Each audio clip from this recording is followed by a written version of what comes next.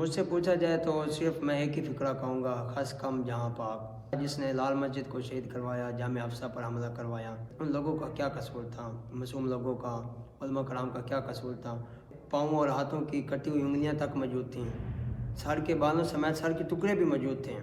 یہ وہی تو تھا جس نے عافیہ صدیقی کو امریکہ کے حوالے کیا، کہا گیا کہ اگر یہ ایسے مار گیا تو اس کی ڈیڈ باڈی کو گھسیٹ کر دی چوک پر پھانسی دی جائے۔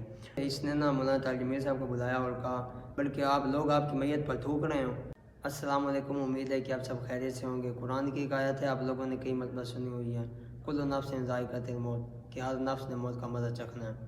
اچھا، آپ کا بھی یہ مشاہدہ ہے کہ دنیا میں کچھ ایسے لوگ موجود ہوتے ہیں کہ جب وہ زندہ ہوتے ہیں تو عوام ان کی قدر کرتی ہے، ان پہ فخر کرتی ہے، رشک کرتی ہے، لیکن جب وہ مر جاتے ہیں تو عوام ان کے لیے افسوس کرتی ہے کہ کاش یہ نہ جاتے ہیں۔ ایٹ دا سیم ٹائم کچھ ایسے بدبخت بھی موجود ہوتے ہیں کہ لوگ ان کی زندگی پہ تھوکتے ہیں، اور جب وہ مر جاتے ہیں تو عوام کہتی ہے چلو شکر ہے کہ یہ چلا گیا، زمین کا بوجھ ہلکا ہو گیا۔ اچھا، کل سے میں سفر میں تھا تو دوستوں کے میسج آ رہے تھے کہ مشرف مر گیا ہے تو اس کے چند ایک کارنامے بتا دیں۔ مجھ سے پوچھا جائے تو صرف میں ایک ہی فقرہ کہوں گا، خس کم جہاں پاک۔ اور یہ مشرف کون تھا؟ یہ وہی بندہ تھا جس نے لال مسجد کو شہید کروایا، جامع افسا پر حملہ کروایا۔ اور ابھی ہمیں لوگ کہتے ہیں کہ یار اب وہ مر گیا، کچھ نہ کہو، لیکن ہم پوچھنا چاہتے ہیں کہ ان لوگوں کا کیا قصور تھا؟ معصوم لوگوں کا، علماء کرام کا کیا قصور تھا؟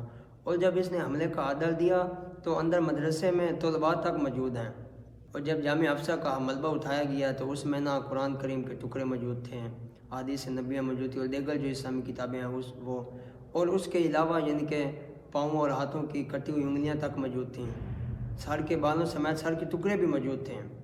پوچھنا یہی چاہتے ہیں کہ جن لوگوں کو شہید کیا گیا، معصوم لوگوں کو قتل کیا گیا، ان کا کیا قصور تھا؟ اور پھر کیا ہوا؟ بجور میں ایک مدرسے پر بم گرایا گیا۔ اگلے دن مشرف صاحب کا بیان آیا کہ یہ جو حملہ ہے یہ امریکہ نے نہیں بلکہ میری ذاتی کارروائی سے، یعنی کہ میں نے اپنی مرضی سے یہ کارروائی کی ہے۔ اور لوگ ہمیں کہتے ہیں بھائی یہ بڑا دلیر آدمی تھا، کیا نام ہے، انڈیا کو اس نے دھمکیاں دی تھیں۔ پوچھنا یہ ہے کہ پھر امریکہ کے سامنے گھٹنے کیوں ٹیکیں؟ ملک و ملت کی جو عزت تھی، غیرت تھی، اس کو مٹی میں ملا دیا۔ یہ وہی تو تھا جس نے عافیہ صدیقی کو امریکہ کے حوالے کیا، اور اس کے علاوہ اس نے کیا کیا؟ پاکستان کی سرزمین یعنی کہ نا امریکہ کو اڈے دیے، اور وہ کس کو دیے؟ کافر یہودی کو۔ وہ یہودی مسلمانوں کی سرزمین کو استعمال کر کے مسلمانوں کو مار رہا ہے، اور اس کے علاوہ ادھر جو بڑے بڑے مجاہدین تھے انہیں اٹھا کر امریکہ کے حوالے کر دیا۔ اور میری کیا مجال ہے کہ میں اس کے بارے میں کوئی بات کروں؟ میری باتوں کو دیواروں پہ مانیں۔ چیف جسٹس نے یعنی کہ سپریم کورٹ نے اسے غدار ڈکلیئر کیا اور پھانسی کے باقاعدہ آرڈر جاری کیے، اور کہا گیا کہ اگر یہ ایسے ہی مار جاتا ہے، کیونکہ یہ دبئی میں تھا، تو کہا گیا کہ اگر یہ ایسے مار گیا تو اس کی ڈیڈ باڈی کو گھسیٹ کر دی چوک پر پھانسی دی جائے۔ اور جنرل حمید گل نے بھی ان کے سٹیٹمنٹ دی کہ he was a bloody American servant. باوجود دیکھیں پرویز مشرف تو میں سمجھتا ہوں کہ he was a bloody American surrogate and that's why I fell apart with him from the beginning although he was my student.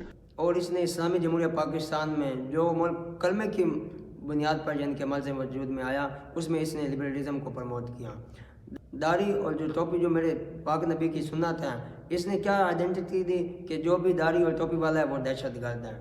ایک مجھے واقعہ یاد آ گیا کہ اس نے مولانا طارق جمیل صاحب کو بلایا اور کہا کیا یہ تم نے پٹکی پہنی ہوئی ہے اور داڑھی رکھی ہوئی ہے، تم جیسے لوگ ڈاکٹر انجینئر بنتے تو ملک و ملت کا نام روشن کرتے؟